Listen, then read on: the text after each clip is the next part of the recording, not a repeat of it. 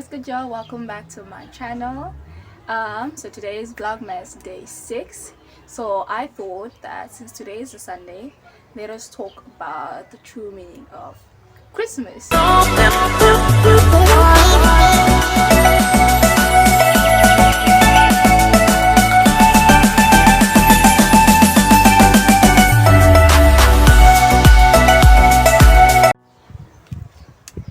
So I'm gonna leave space on the side for scriptures and stuff, so I'm gonna put them in there. I might not quote them, but I will put them here. So we've all heard, or we all know, that the festive season or the Christmas season is a time of giving, a time of laughter and joy. But today I wanted to discuss, like, where does that come from? Why is it a time of giving, a time of love, joy, and all this good stuff? So man were created by God, and Adam and Eve were the first chosen people by God. So they were the first people that God created and chose to show favor to. And then but Satan, or the snake, came and deceived them, and they ended up betraying God, or rather betraying the instructions, disobeying the instructions that he had given them. And as punishment, God cursed both man and woman. He cursed man with having to suffer for the food that they eat, like hustling. That is why it is very difficult for men to hustle, and they have to work hard in order for them to get what they want. And so that was the curse that he placed on men. And then on women, he placed the curse of pain when it comes to childbearing. So whenever they have to give birth, this is why we go through labor pains and delivery and all of that stuff. So that was the punishment for disobeying, but which was kind of justified, because imagine you created something for a certain purpose, and the same thing that you created decides to go against the purpose that you created it for. It is really frustrating. And yeah, so that is what humankind did to God when they decided to disobey him.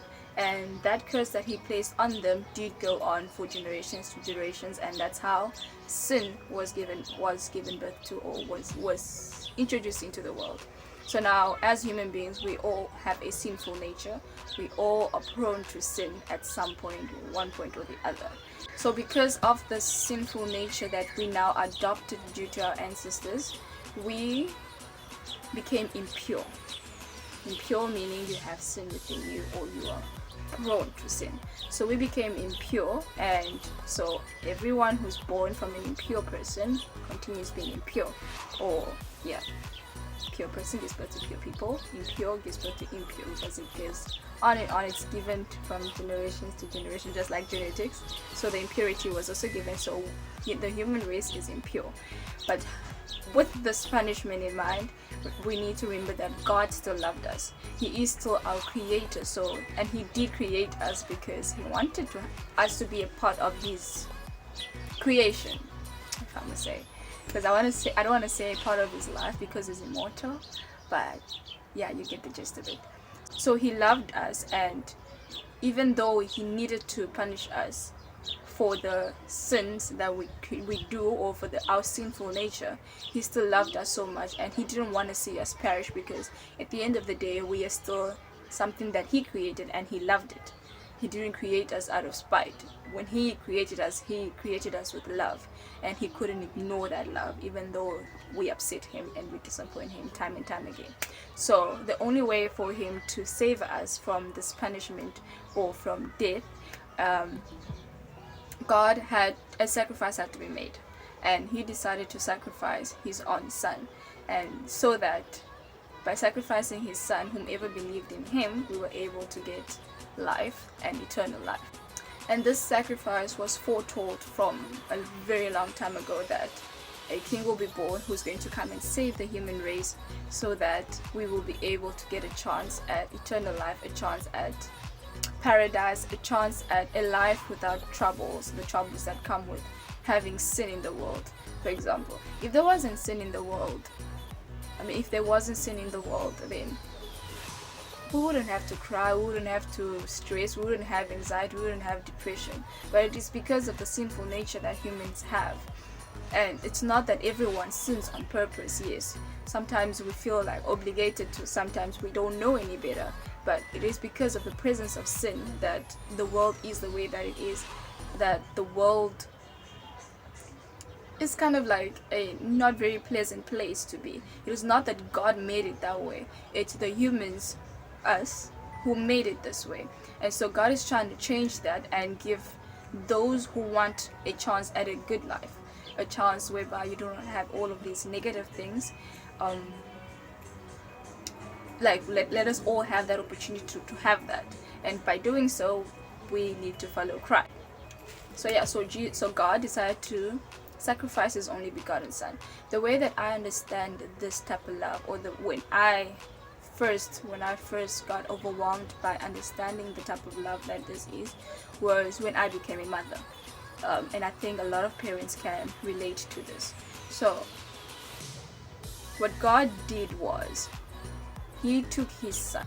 It's almost like me taking Elora and deciding that I'm going to sacrifice her so that I can save the world. Bearing in mind that it doesn't guarantee that the world is going to change their ways or the world is going to avoid sin.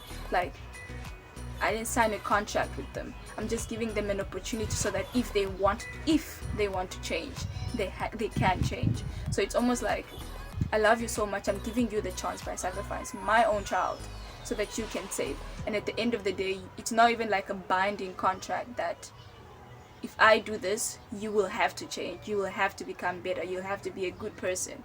No, it is that I am doing this so that if you decide to change, you have that option. So it still gives us our freedom of choice, which is when I was like, yeah, when I understood like this great love that he has for us. Because I'm not gonna lie, I'm not gonna sacrifice my child for nobody, let alone people who are supposedly evil and wicked. No. So I cannot begin to fathom how big his love is, but from my own understanding with the little mind that I was given, it is already too big. It's way over me, something I cannot reach myself, because it's different from sacrificing yourself. You're sacrificing your child, not you, your child, something that belongs to you.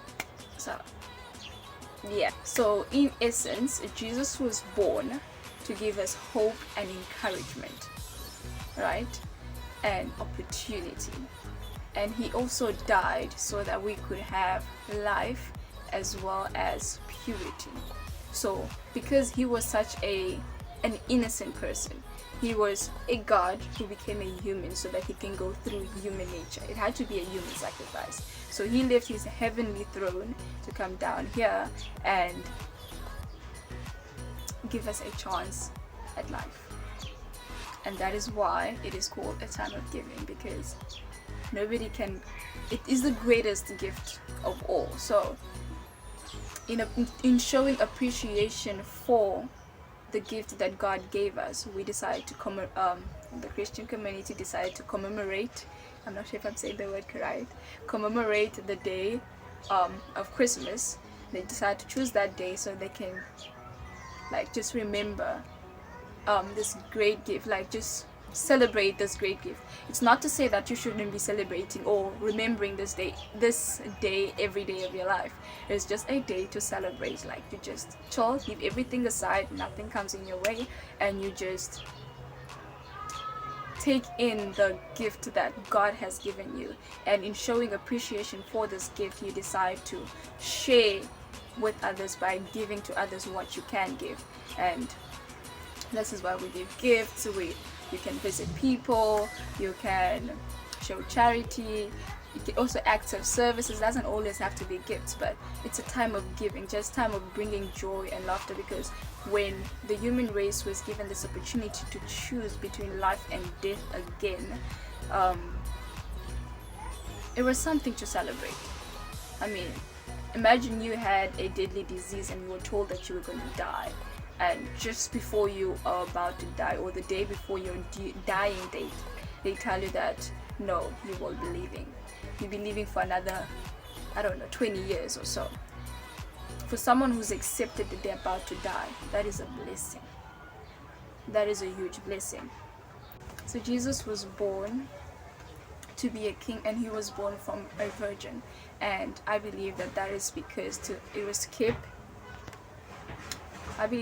keep his purity, and he was to be named Emmanuel, which means God is with us.